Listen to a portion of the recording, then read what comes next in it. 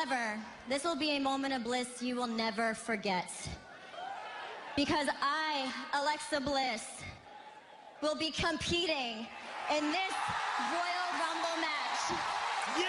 Alexa Bliss announces her return and enters herself into the Royal Rumble match. So guys, welcome to my Raw review. First we will talk about this segment. This was the segment number 13 of the show, where Alexa Bliss made this announcement, and then we will talk about the review of the whole show. So Alexa Bliss had a moment of bliss where she talks about the Women's Royal Rumble and her guest is Nia Jax. But then Ember Moon comes out and she's tired of sitting at the back, and then every other women in the locker room comes out and they start to brawl. Alexa Bliss is pissed off it, and she's the only one who doesn't predict that the women coming out will lead to a brawl, and then all the women brawl and it ends up in backstage where Alexa Bliss is just standing on the ramp and she announces her in-ring return. She says that she is going to return to the ring at the Royal Rumble, and the crowd pops for it. But then Lacey Evans makes her debut in a segment. I know she made her debut before, but in a segment with an interaction with someone, she made her debut, and then she talks about Alexa Bliss, calls her a sort of little runt, and calls all the people nasties. She plays the role of a conservative woman very well, and she, I think, is very good at her role. Some people on Twitter get pissed at her role, and that is what we want from a heel. We want a heel to be delusional. We want a heel to be a heel and to play their role perfectly, and she gets the heel heat, and I think her debut was pretty good, and she comes off as confident on the main roster, and I think she could be a star in the making. And the Alexa Bliss versus Lacey Evans feud could be huge in terms of storytelling. So yes, this was a huge news that Alexa Bliss is coming out of her general manager role, I think, and is going to put herself into the Royal Rumble match, and it is going to be pretty good. Some people are arguing that this should happen at the Royal Rumble as a surprise, but sometimes things like this could happen, although I agree with their point, because it's some Alexa Bliss, it's not like Alexa Bliss is a drawing point of the show. The Royal Rumble sells for itself, and if not, there is Brock Lesnar, there is Ronda Rousey. It is going to be sold by them. They could have just made this Alexa Bliss return a surprise at the Royal Rumble so that they could get a huge reaction. It's not like Alexa Bliss is going to sell all the tickets for the show by announcing her return. So yes, I'm happy for it. This was segment number 13 of the show. The show had a total of 18 segments. So yes, it was a good segment. So next, let's talk about the segment number 1 to do the play-by-play review of the whole show. So segment number 1 was Brock Lesnar coming out with Paul Heyman. And well, Brock is finally here, and Paul Heyman cuts the promo about the match between Brock Lesnar and Finn Balor. He tries to hype up the match, and this is one of his best hype works in quite some times. It is not like that the prediction and spoiler one. I mean, he did said that, but he said something else too. It was not the same old crap. Although Paul Heyman's delivery is very good, I think sometimes he just repeats the stuff and it kind of gets boring. But this one was different. He talks about the courage that Finn Balor showed after winning the Fatal 4-Way and having 2 matches on the same night and winning both of matches, and says that he admires Finn Balor, but Finn Balor is going to get annihilated by Brock Lesnar, and even miracles fear Brock Lesnar. And he talks about some other stuff, and the promo was pretty well delivered by him, and the content of it was also pretty good. And then Mr. McMahon's music hit, and then McMahon says that he doesn't believe in the David versus Goliath stuff for Balor and Brock Lesnar. He doesn't believe that Finn Balor could beat Brock Lesnar. I don't know what Vince McMahon is doing, what Vince McMahon is trying to stir up. He does the same thing to kind of pump up styles too, and he says the same stuff about Balor too. I mean, we don't know what his kayfabe character is right now. So yes, it was kind of good stuff. I was enjoying this. The most important thing is that. And then Braun Strowman's music hits, and he stares into Brock Lesnar and says that Baron Corbin ruined his night and also made that night Brock Lesnar's luckiest night. And then Finn Balor's music hits, and then he says that he believes in the story of David and Goliath, and he believes in stories, and they talk about some Christian stuff. And Paul Heyman says that he hasn't read Bible, and of course he hasn't, he's a Jew. And then Finn Balor says that he believes in this stuff and he is going to beat Brock Lesnar. So McMahon said that why don't we just make this Goliath versus David storyline right now? I mean, you know what I'm saying. And then he decides to make up a match between Braun Strowman and Finn Balor. So this is segment number 2. Finn Balor versus Braun Strowman. They used the same formula of speed versus strength and it was okay going. But the finish was kind of weak for me, as the match was going on good and Braun Strowman was kind of beating Balor, and then he went for the shoulder tackle outside and Finn Balor turned that into sling blade. At the end of the match, Braun Strowman just throws Finn Balor at Brock Lesnar, but then Brock Lesnar suplexes Finn Balor outside. That doesn't lead to a DQ. I don't know why.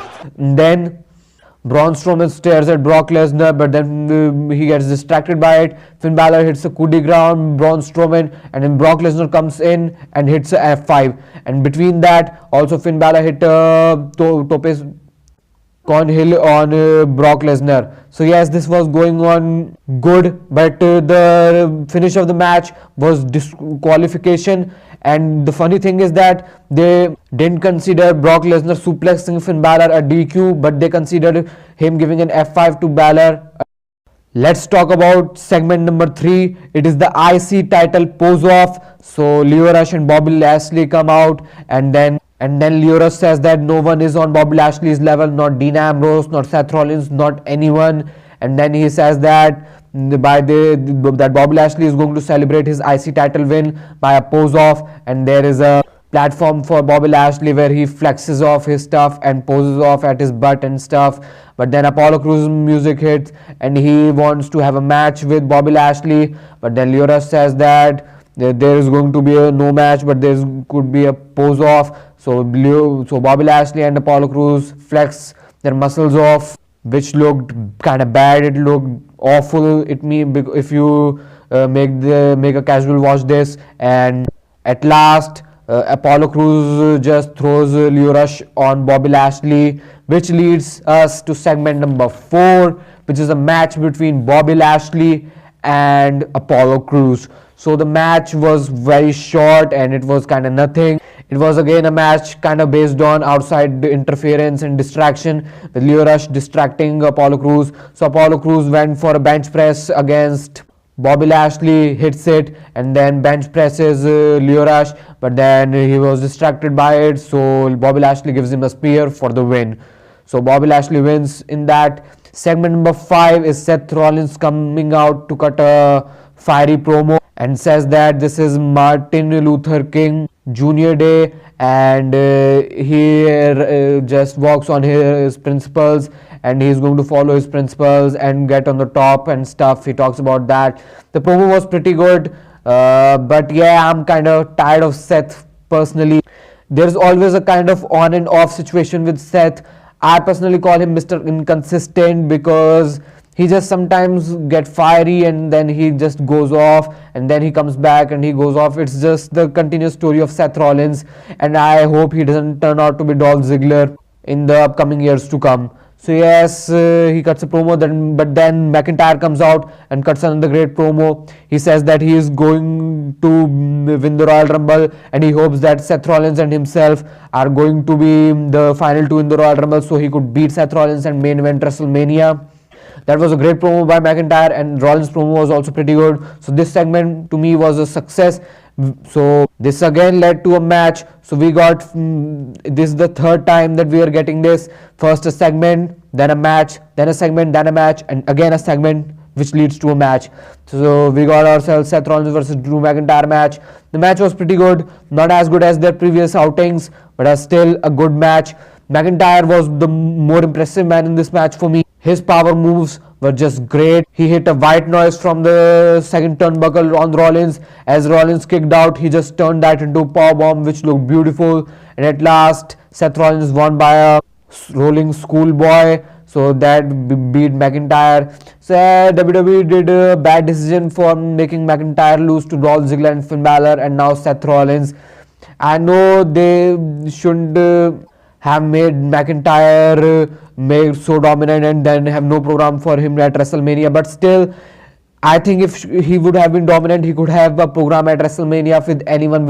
He could have program with Cena, or maybe he could have a program with The Undertaker. And imagine McIntyre beating Undertaker at WrestleMania could lead to McIntyre being a superstar and could push a rocket to him or strap a rocket to him.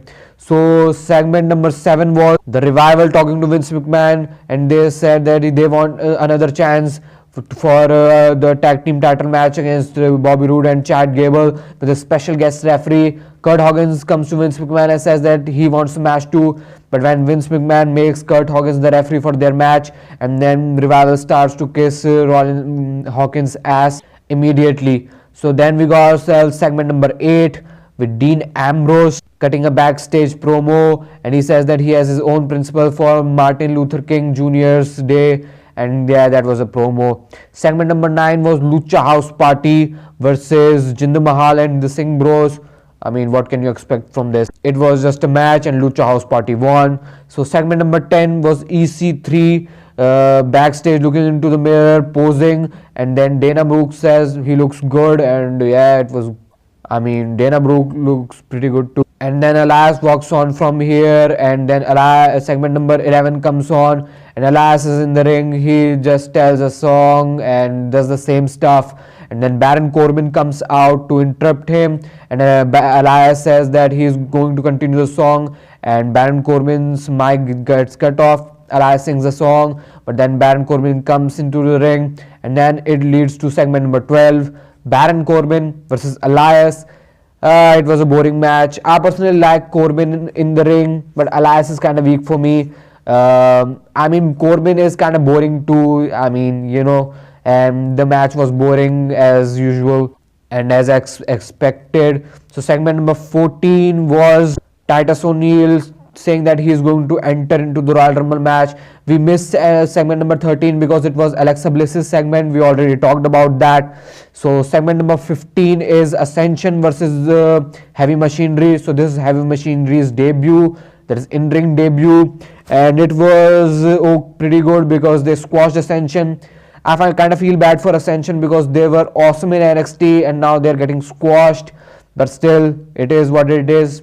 You have to put over young upcoming talent from NXT, and they did a good job in it. Otis Dozovic is very charismatic and his warm is pretty good. So I think they are going to separate Otis Dozovic with Tucker Knight, because Tucker Knight is kind of the one who's less charismatic in the two.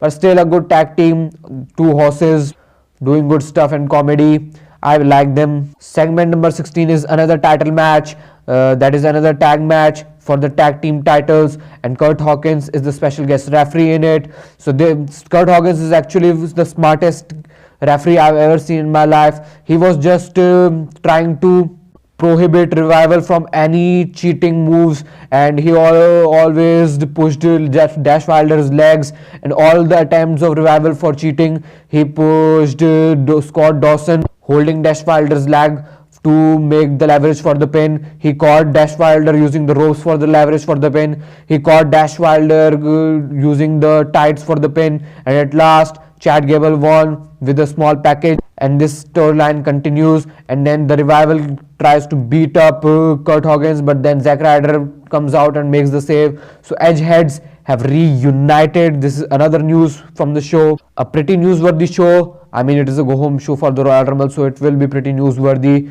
So next up, we got ourselves segment number 17, that is Dasha interviews Ronda Rousey backstage. And Ronda Rousey's promo was kind of weird because she was not taking a breath and she was just continuing doing promo like she was in a hurry. But then segment number 18 was Ronda Rousey and Natalya versus Bayley and Sasha Banks in a pretty good tag match where Sasha Banks had wardrobe malfunction, and yeah, I don't know, her gear was kind of bad. It was just she was pretty uncomfortable in her gear, so we will not talk about that. The match itself was pretty good. I liked the idea of Natalya selling for Banks and Bayley selling for Ronda. It was good thing that the two women who are not into the title match are selling for the women who are in the title match, and the women who are in the title match looking good and strong in the end. At last, Banks made Natalya tap out to the Banks statement, and yeah, it was kind of weak Banks statement, but still a good one. a good match, and yeah, it was pretty good. So that was Ronda Rousey's first loss on the main roster. That is, she's not still not undefeated in the singles competition, but that was her first loss on the main roster in any competition or any match. So guys, this was my Raw review. If you guys enjoyed it, please give it a like, share and subscribe, and don't forget to comment in the comment section below. Thank you and have a cheerful day. Let's